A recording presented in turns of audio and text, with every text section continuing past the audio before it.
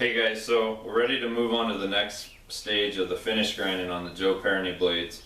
We came off the 2x72 belt grinder with the 60 grit ceramic belt and pretty much have the shaping and stuff all done. Then we went over to the hand workbench and used that plunge block and dialed in the plunge cuts. And that's sort of a twofold thing. You know, it does help to get them matched up and symmetrical, but it also helps because I can take them to 220 or 320 grit paper on that block, and that makes it a lot easier when we move to the hand sanding to get those sanded out nice and clean and looking crisp. And so then we're gonna move on to a 9-inch variable speed reversible disc sander. And I know that's a mouthful, but all those things are important in my opinion to be able to do the best job on this disc. To be brutally honest, when I first started using the disc grinder, I hated them. Because I couldn't really do anything with one. I wasn't getting results that I thought were worth a damn. And it was really frustrating because I'd have knife making heroes like Tim Hancock explaining the virtues of them and how wonderful they were, and I just felt like I was banging my head against the wall. And part of that is it's just like learning to grind on the belt grinder. You got to practice. You're not going to be able to walk up to it the first day and be able to do it just like you want to. And then a definitive turning point for me was having my good friend Mike Quisenberry come to my old shop, and we fired up the disc, and Mike's going, "What the hell's going on? Is it your disc has run out? You don't have enough light right around the disc? I can't see what I'm doing." And it was embarrassing, but it was good because it forced me to reevaluate the setup. And he was right. The disc wasn't running true. And once I got some of that stuff figured out and fixed, that made a huge difference. And another thing was another friend of mine, another amazing knife maker, Mastersmith Burt Foster. He turned me on to the Rhino Redline paper, and that stuff just made a night and day difference with the disc, because a lot of us start off, we use the silicon carbide paper, and when you take a 59 or 60 Rockwell blade and apply it to that spinning disc with like silicon carbide, it just shears the abrasive right off the disc. I mean, literally with just a few revolutions, and it's very frustrating, and I thought very inefficient. But then Bert turned me on to the Rhino Wet, and it's actually an aluminum oxide paper, but it holds up really well on the disc. And this is a big ass blade, 52-100, 59 Rockwell. You've got a lot of steel that's pretty abrasion resistant, but still with the variable speed and that Rhino Wet, we can take one sheet, maybe two sheets of 120 grit and do the foundation finish grind on here. So you don't have to be a mathematician to realize that's a lot better than spending $4 to $10 a piece on the fine grit belts for the belt grinder. And we're not just laying down a nice foundation with this for our hand sanding. We're also going to be dialing in that last bit of work on the edge geometry, because coming off the belt, this area in here, we're about 10 to 12 thousandths thick at the edge, and then basically from the apex of the belly out to the point, we go up to 20 to 25 thousandths thick. And I do it that way because this area in here is going to take the most impact with the heavy swing, and then I want to leave some extra meat out here at the tip for strength, but we can still get a good shape to that, thin it down in a way that it'll still have great piercing ability. It'll just also have to be strong, and so that's really important. And there's a lot of ways to dial in the geometry. A lot of guys use a slack belt on a belt grinder.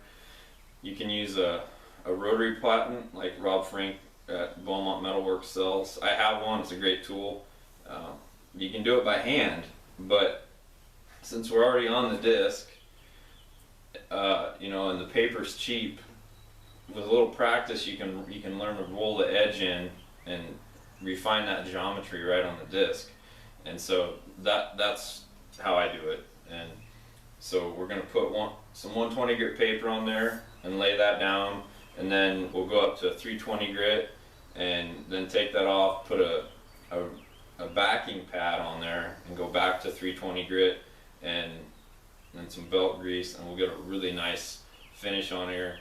That just be a great foundation for our hand sanding. So let's go ahead and fire this thing up and get to it.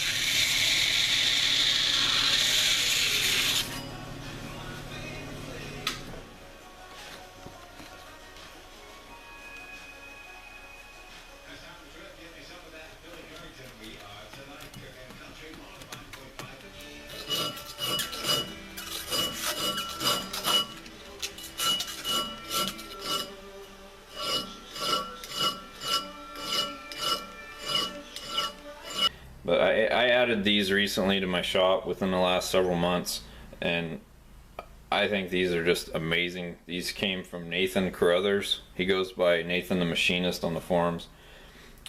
They're expertly machined. He's a master craftsman. They're heat treated steel. They've been balanced, and they run right on the money. They run perfectly true. He tapered the edge from the back, so you have a thin edge out here, which makes it easier to see, and it's helpful for some of the different things I use the disc for. But it's just amazing quality, and it makes a huge difference in the quality of the finish grind that you can get and the foundation for hand sanding. So I can't say enough good things about Nathan or his work. These are truly an amazing addition to my shop.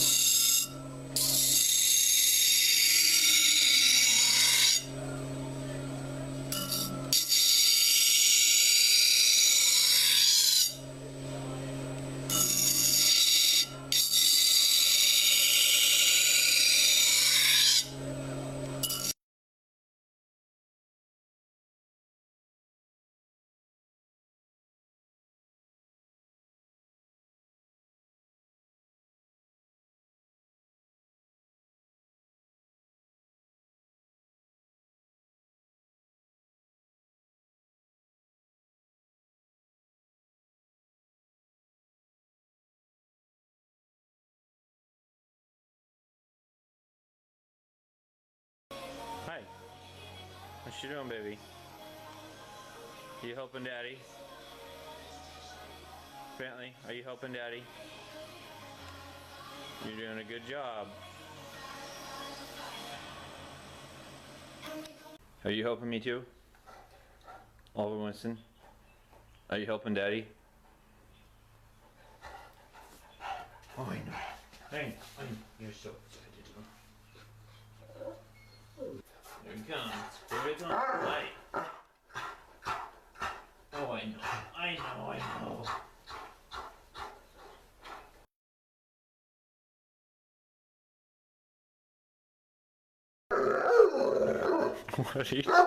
What are you doing?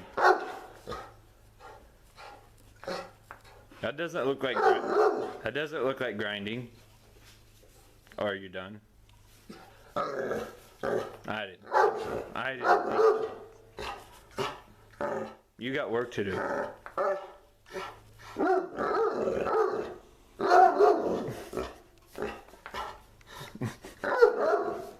Goofball. Okay, that was one sheet of 120 grit, and it's gonna look weird on camera because you have to move it around on the disc so much. You don't have a consistent scratch pattern.